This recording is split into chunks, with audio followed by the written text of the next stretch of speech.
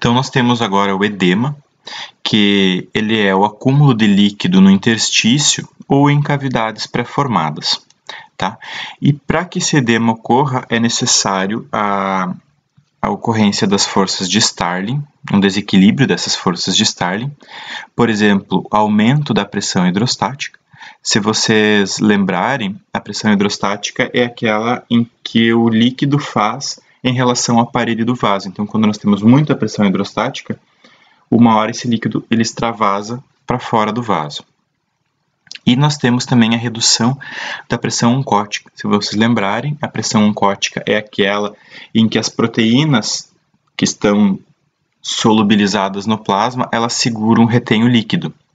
Tá? Então, quando nós temos uma redução de proteínas, nós vamos ter uma redução da pressão oncótica e daí o líquido ele vai extravasar para fora do vaso. E além disso, além das forças de Starling, a geração do edema depende da drenagem linfática.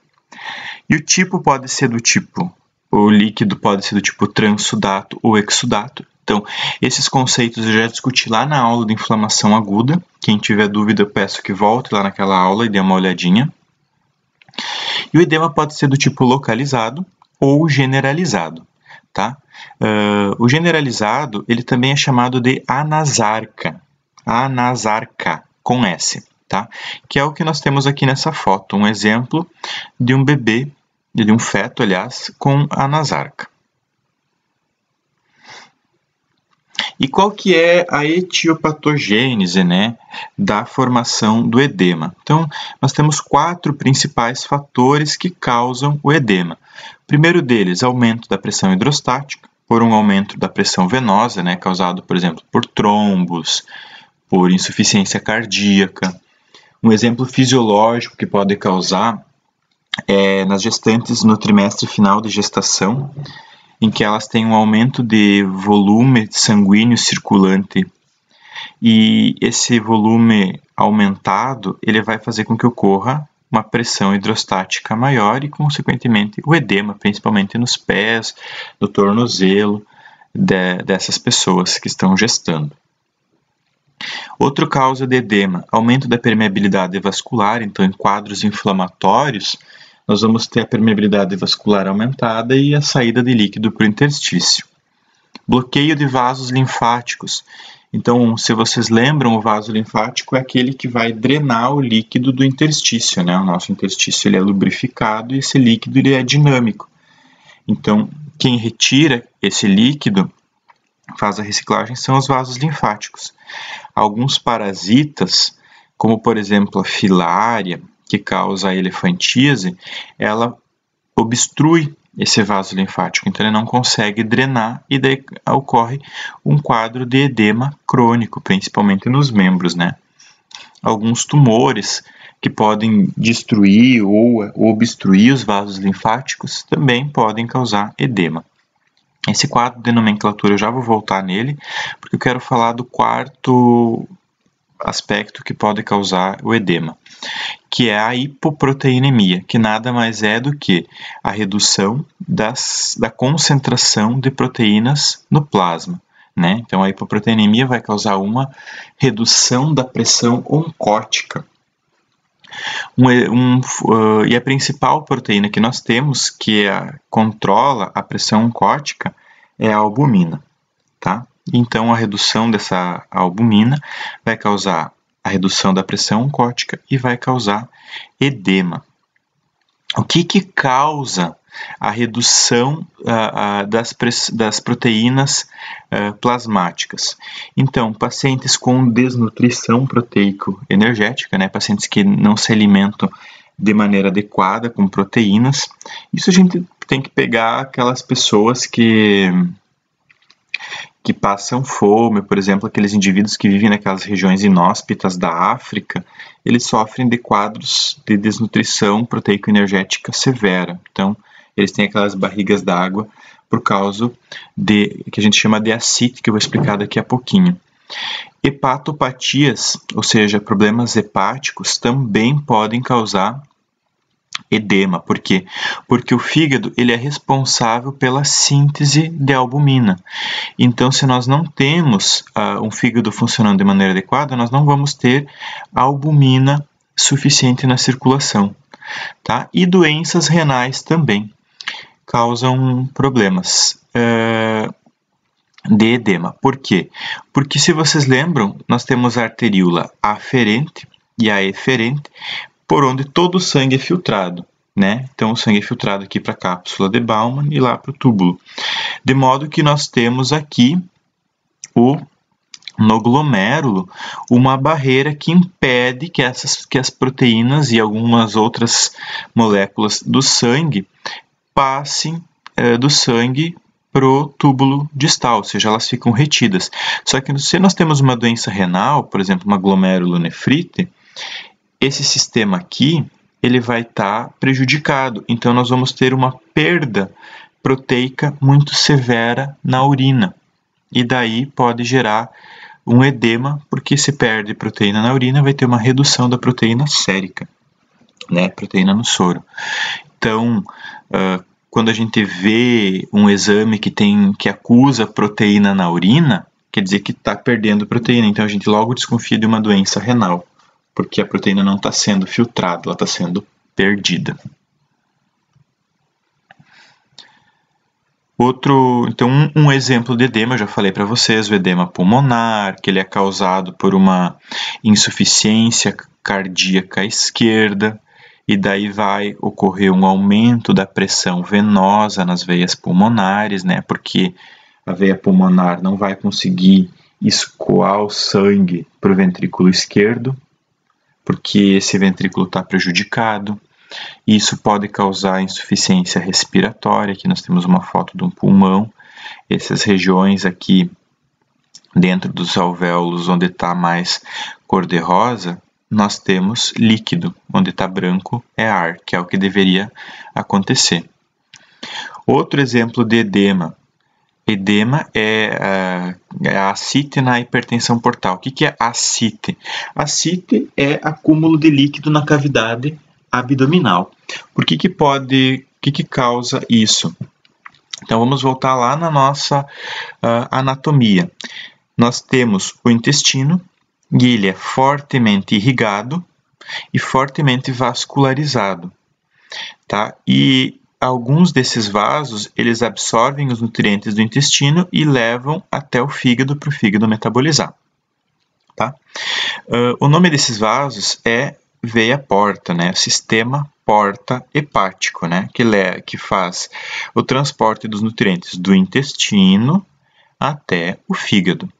Tá? Então, se nós temos uma obstrução nesse sistema porta, nós vamos ter um aumento da pressão venosa, porque o sangue ele não vai estar circulando. Então, por exemplo, se nós temos alguma coisa que obstrua a veia porta nesse ponto aqui, nessa região aqui, essa veia vai acumular sangue, né? Vai ficar engurgitada, vai aumentar a pressão venosa, a pressão hidrostática no vaso, e daí vai extravasar líquido pro abdômen, né? Isso vai causar a ascite. Tá? Então, causas que podem causar ascite na hipertensão portal. Então, uma trombose na veia porta, em algum dos segmentos da veia porta, uma cirrose hepática, né? Então, se vocês lembrarem, a veia porta ela se ramifica nos hepatócitos lá, né? E daí, se nós temos uma cirrose, não vai ocorrer a circulação adequada na veia porta. Então, se é uma cirrose, pode causar isso, uma fibrose muito mais, parasitoses. Se vocês lembram, a facíula hepática, o esquistossoma Manzoni, principalmente o esquistossoma, são parasitas que se localizam nesse sistema porta hepático, nessa vasculatura do sistema porta e impedem a circulação adequada. E também tumores, né? Neoplasias, cânceres de alguma região, do câncer de intestino, câncer de fígado, até mesmo do próprio vaso, pode obstruir esse vaso e impedir o fluxo sanguíneo. Daí isso vai gerar a ascite.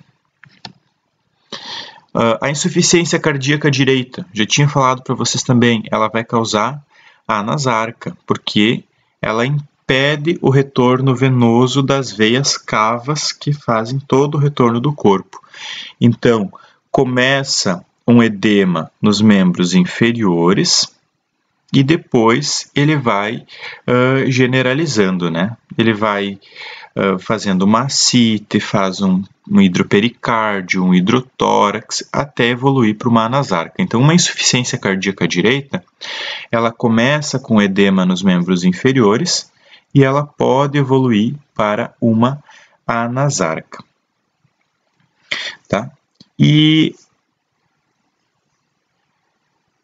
a saída de líquido do vaso pela insuficiência cardíaca, ela vai diminuir o débito cardíaco, tá? Então, nós temos uma insuficiência cardíaca e então o coração ele vai estar com uma redução do débito, ele vai estar ejetando pouco quantidade de sangue.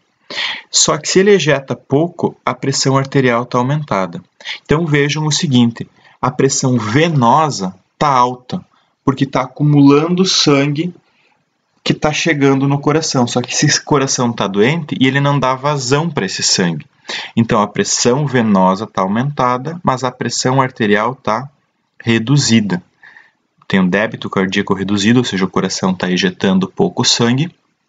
Então, isso vai diminuir a pressão arterial. Se nós temos a pressão arterial reduzida, nós vamos ter a ativação do sistema renina-angiotensina-aldosterona. E isso vai fazer com que ocorra a retenção de sódio. E se retém sódio, retém água. Se retém água, aumenta a volemia e acentua o edema. Então, uma insuficiência cardíaca direita, ela pode ter a ativação do sistema renina-angiotensina-aldosterona por causa disso. Como é que é o sistema renina-angiotensina-aldosterona? O rim secreta a renina. Então, lá os vasos renais, eles percebem uma queda na pressão arterial, secretam a renina. Essa renina vai converter o angiotensinogênio, que vem do fígado, em angiotensina 1. A angiotensina 1 ela é convertida até angiotensina 2 pela enzima conversora de angiotensina, lá nos pulmões. A angiotensina 2 ela faz vasoconstrição e isso eleva a pressão arterial. E a angiotensina 2 também estimula os rins a secretarem, aliás, estimula as adrenais, as glândulas adrenais, a secretarem aldosterona. A aldosterona é um hormônio que faz reter sódio e reter água, e isso vai elevar a pressão arterial. Tá? Então, vejam que a insuficiência cardíaca ela começa devagarinho nos membros inferiores, mas ela pode generalizar e ela ainda, além disso, ela pode ser acentuada pela ativação do sistema renina-angiotensina-aldosterona. Tá? Então, isso é o edema, é o acúmulo de líquido fora dos vasos, né, que vai causar um aumento de volume, e isso tem várias causas. E uma coisa que eu falei para vocês que eu ia voltar era a nomenclatura do edema. Então, o edema ele tem o nome hidro e mais o local, né? Então, hidrotórax, um edema no tórax. Hidroperitônio, um edema na região peritoneal, também pode ser chamado de ascite. Hidrocele, edema na bolsa escrotal, né? Na região lá dos testículos. Tá? Então, isso é o edema, pessoal.